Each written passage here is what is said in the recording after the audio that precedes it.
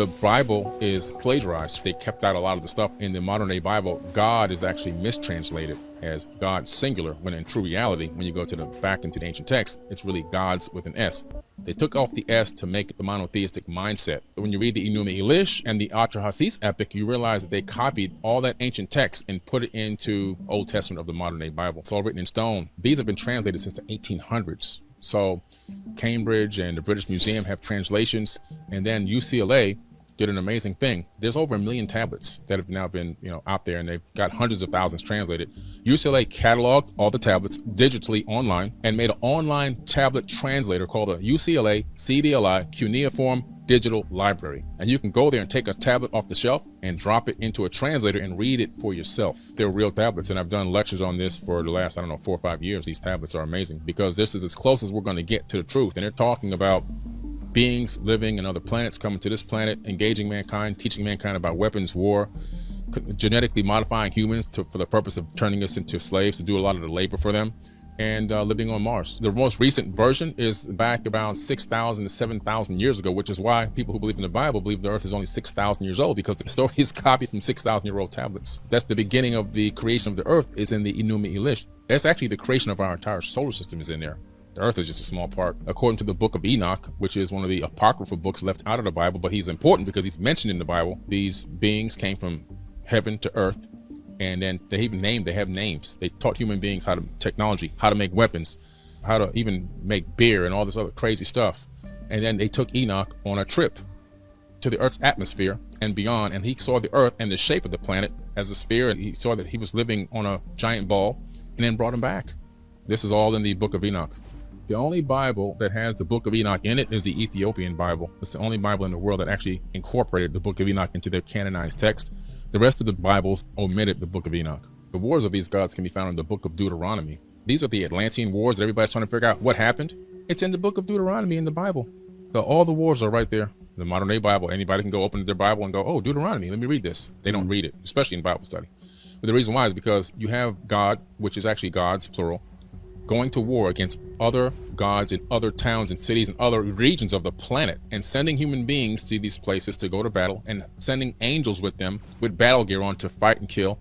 And the words are, go there, get in, kill the women, kill the children, kill the animals if need be, and if you see any women that you like, you can rape them. These are the exact words used. I want you to get a Bible and look it up. And if you decide you rape them, if you decide you want to keep him as wife, you can take him, but bring the spoils of war back to me.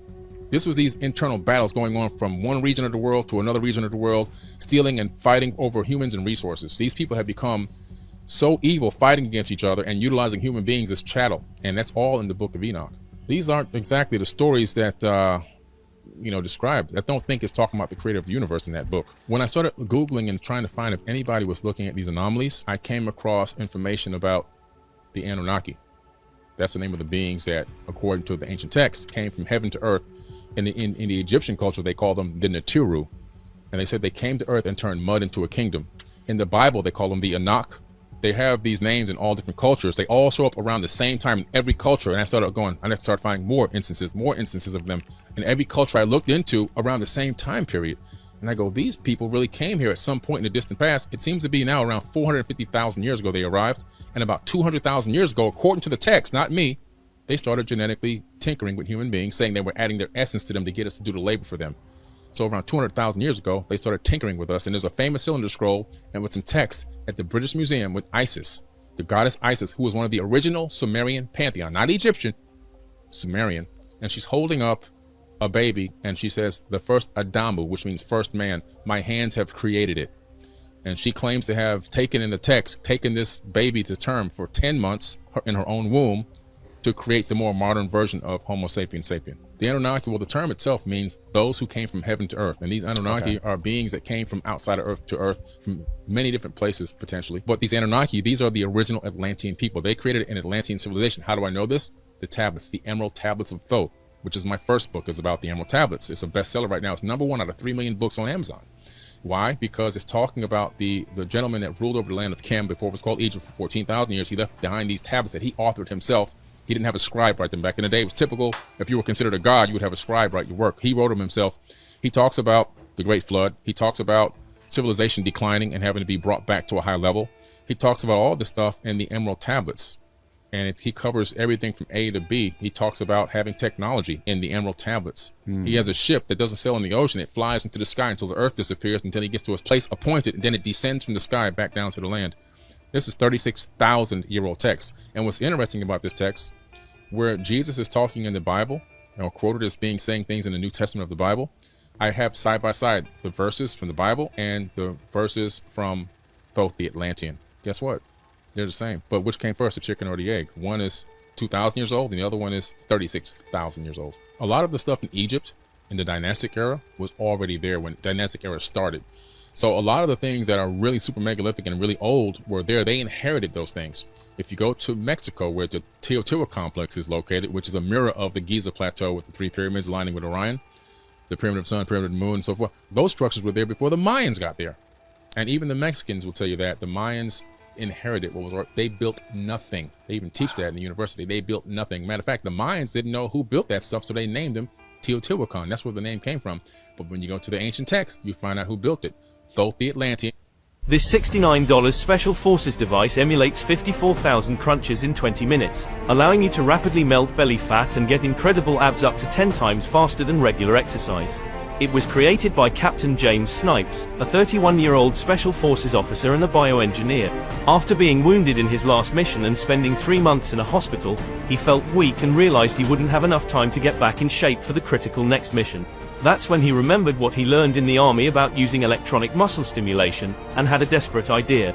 Using the EIMD phenomenon that powers all the muscle tissue growth in a human's body, he built a revolutionary device that uses military technology and an innovative type of stimulation to ignite rapid fat loss and explosive muscle gain. Having only 3 weeks left for the mission, he started using the device for 20 minutes per day to improve his core, arms and legs muscles, and the results were incredible. Just after a few days he began feeling stronger and started losing fat he gained when recovering in the hospital, and after only 2 weeks of using the device, he was back in peak physical condition, and his muscles were visible like never before. That's when James realized how powerful his invention was, and decided to start producing it for the general public to bring this life-changing technology to anyone in need. He called it Tactical X Ab Stimulator, and it's the most powerful tool for bodybuilding ever made, that allows anyone to burn fat and get a six-pack abs within just a few weeks. It works by sending gentle electric pulses to exercise the affected muscle and promote rapid muscle growth while burning belly fat at the same time.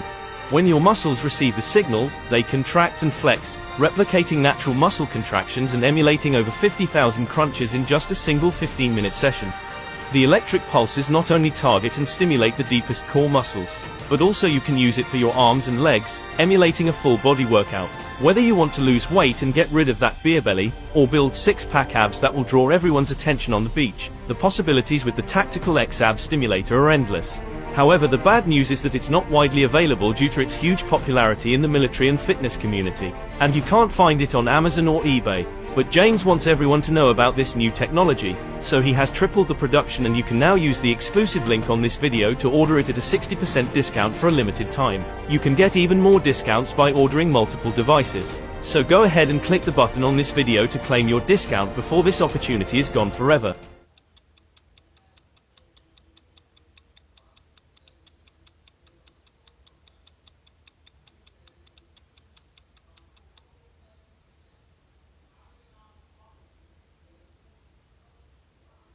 Men who are over 40 and don't fail in bed are taking this powerful compound 2 times a day. You just need to let it dissolve for a few seconds before drinking, and this will be able to make your tool steady as a rock. This works even if you are over 45, 55, or 65 years old, and it only takes 30 seconds to do. It's something any man can start at any age. I wish I could have discovered this a few years ago, because Marcos, my husband, suffered for a long time without being able to leave his friend up. But today he stands firm like a rock. He can make his tool solid for hours. That's why he only recommends taking it once a day, despite knowing that there are people who take it 2 or 3 times. I released a recording teaching how to make this natural compound at home. To gain access, all you need to do is click on the Watch Now button that appears on your screen.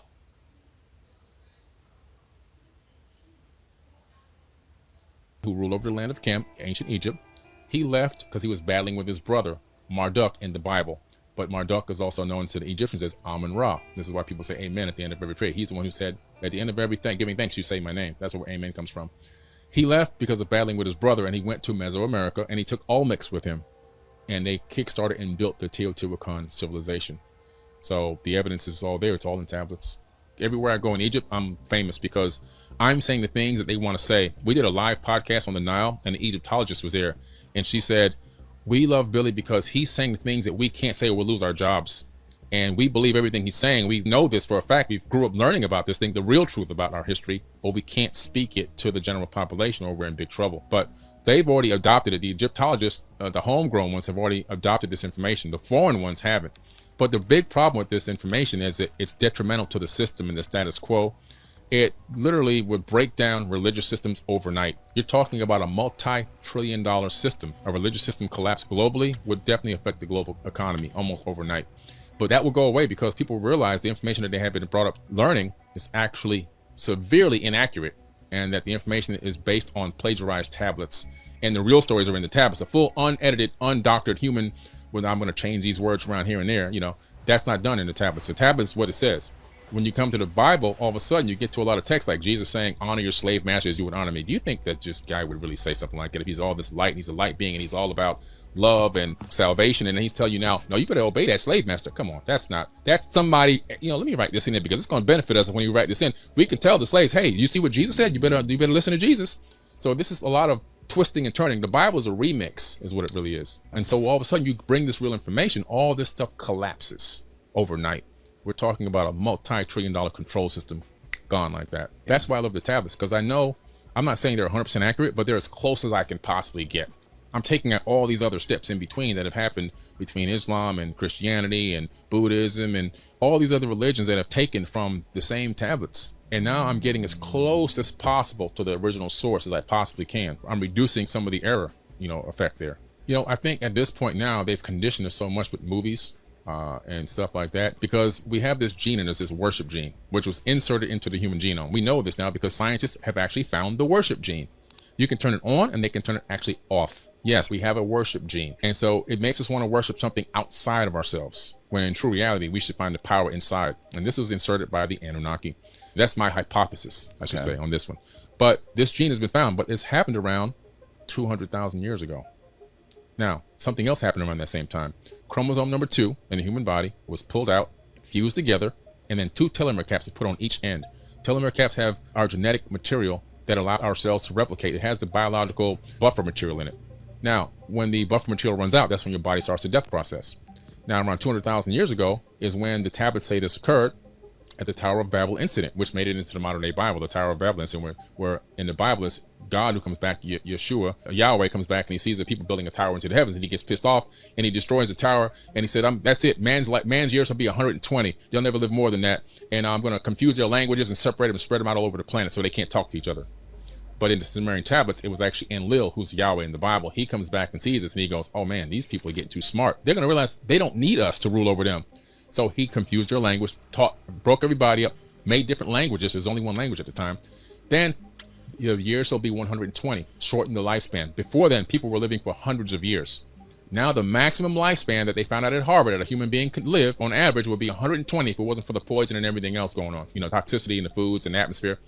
And they started experimenting with mice, and they were able to stop the degradation of the telomeres and got the mice to live 3 times their normal lifespan. All this information would be mind-blowing information to come out if this truth was really told about our ancient past and what really happened. People would realize we've been altered, genetically modified. Our lifespans have been shortened so that we can subjugate it and ruled over. We never lived long enough to really figure out what's going on. But by the time we figure it out, we're gone, and another generation starts over from zero again. And so we're at this precipice now. We need to be able to pass this information on from generation to generation and teach them the real, true ancient history so that we can break this cycle that we're in of this being a boot on our neck and being ruled over by a small handful of people. Less than 100 people on this planet control 8 billion people. Less than 100 people run the lives of 8 billion people worldwide. They know what you smell, eat, taste, touch, hear, think, and they control everything you do, where you can go, where you can't go. And so for us to take back control of this planet, we need to know this ancient information. We need to know what happened in the past so we can make a better future, because the past is prologue. We can't take control of this planet until that happens. And so to answer your question is this: Once people understand this fundamentally, the true reality is we'll take back control of our planet. These beings, they don't land and walk around. They're waiting for us to grow up. I think that the ones that had subjugated us have been long gone after the last pyramid war that happened about 5,000 years ago. And the ones that are looking at us now, that we see these UFOs, UAPs flying around, not all of them are there, some are ours, but the ones that are from other places, they're watching us and they're looking and they're saying, you know what? They're still crawling. They're not ready for us yet. When they learn how to walk, when these 8 billion take back control of their planet and stop allowing less than 100 people to put a boot on their neck and divide them, and all these divide and conquer tactics, they don't love one another, they don't respect one another, they don't respect even themselves. When they grow up past that level, they will show up. Because back in the ancient times, they would show up. People were so, the IQ wasn't there yet. We were just hunter-gatherers living around, and we didn't have a weapon to fire back at them. Now, somebody shows up. Everybody wants to try to take it out of the sky. We want to get this technology. We want to co-opt it. We want to reverse engineer it. We want to weaponize it. That's another thing, real quick, before we go on. They look at our planet and they go, okay, they know how to split the atom. Interesting. Oh, they've got weapons. Let me check out the codes on these weapons. We know this because UFOs have showed up at military bases and deactivated nukes in broad daylight, as testified before Congress by actual military officers and nuclear physicists. But they say, okay, well, they got all these nukes aimed at their own planet while they're still on the planet with no escape hatch. So they're saying, we're going to just keep looking. We have to just monitor and look at the situation and just keep seeing how long will it be before they